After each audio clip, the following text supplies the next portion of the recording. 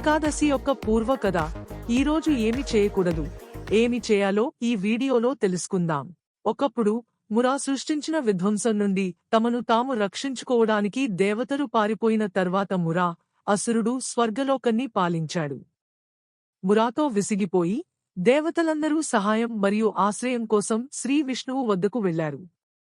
మురా యొక్క విధ్వంసక కార్యకలాపాల నుండి తమను తాము రక్షించుకోవడానికి స్వర్గలోకమును విడిచిపెట్టాలని దేవతాస్ నుండి తెలుసుకున్న శ్రీవిష్ణు దేవతలకు సహాయం చేయడానికి అంగీకరించాడు. అతను మురాతో 1000 ఖగోళ సంవత్సరాలు పోరాడాడు. మురాను ఓడించడం అంత సులభం కాదని గ్రహించిన శ్రీవిష్ణువు బదరికాశ్రమానికి వెళ్లి విశ్రాంతి తీసుకోవడానికి ఒక గుహలోకి ప్రవేశించాడు. మురా అతను నిద్రపోతున్నట్లు గుర్తించాడు మరియు శ్రీవిష్ణువును చంపడానికి ఇదే సరైన సమయమని భావించాడు. కాని అతను శ్రీవిష్ణుపై దాడి చేయడానికి ప్రయత్నించిన క్షణం అకస్మాత్తుగా విష్ణు శరీరం నుండి ఒక యువతి కనిపించి మురాను చంపింది. ఆమె మహాశక్తి. క్షీణిస్తున్న చంద్రుని 11వ రోజు ఏకాదశి నాడు కనిపించినందున భగవాన్ విష్ణు ఆమెకు ఏకాదశి అని పేరు పెట్టారు.